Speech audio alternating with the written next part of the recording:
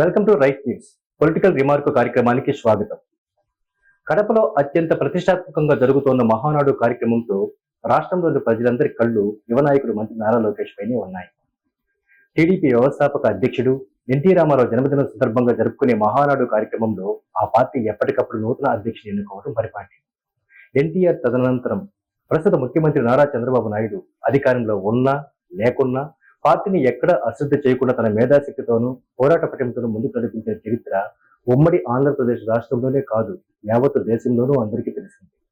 అయితే గత వైసీపీ పాలనలో ఎంతో అనుభవం కలిగి దేశంలోనూ సుదీర్ఘ రాజకీయ చరిత్ర కలిగిన వ్యక్తుల్లో ఒకరైన ప్రస్తుత ముఖ్యమంత్రి నారా చంద్రబాబు నాయుడు ఎన్నో అవమానాలను ఎదుర్కోవాల్సి వచ్చింది. తన జీవితంలో ఎన్నడూ లేని విధంగా జైలు జీవితాన్ని సైతం అనుభవించాల్సి వచ్చింది.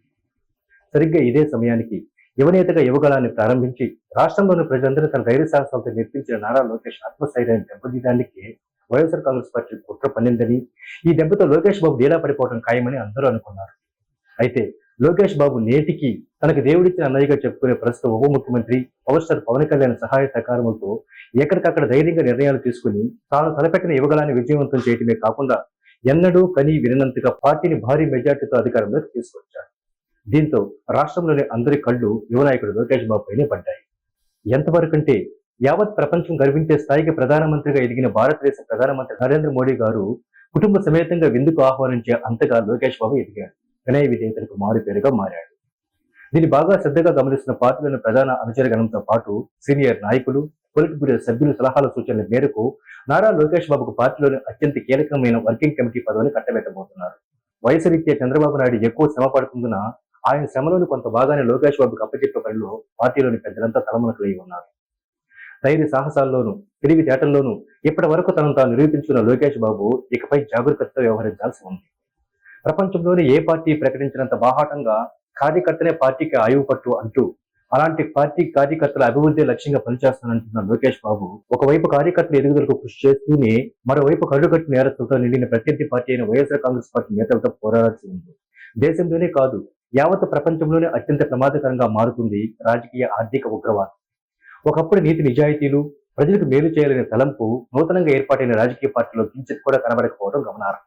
దీనికి తోడు ఆర్థిక ఉగ్రవాదుల్లా మారి ప్రజల్ని ఎక్కడికక్కడ ఏమార్చుతూ వాళ్ల ఓట్లతో అధికారాన్ని పొంది దేశంలో ఎక్కడ దొరికింది అక్కడే తినేసి ఏమీ ఎరగనట్టుగా నటించే నాయకులే అత్యధికంగా ఉన్నట్లు సమాచారం. ఇలాంటి నేతలే తమ ఎదుగుదల కోసం ఎంతకైనా దిగజారుతారనేది ప్రజలందరికీ తెలిసిన సత్యమే. ప్రస్తుతం రాష్ట్రంలో నిన్న మాట వరకు అధికారాన్ని చెలాయించిన వైఎస్ఆర్ కాంగ్రెస్ పార్టీలో ఇలాంటి నేతలే ఎక్కువగా ఉన్నట్లు నమోదవుతున్న కేసులు, జరుగుతున్న విచారణ ఆధారంగానే ప్రజలందరికీ తెలుస్తోంది.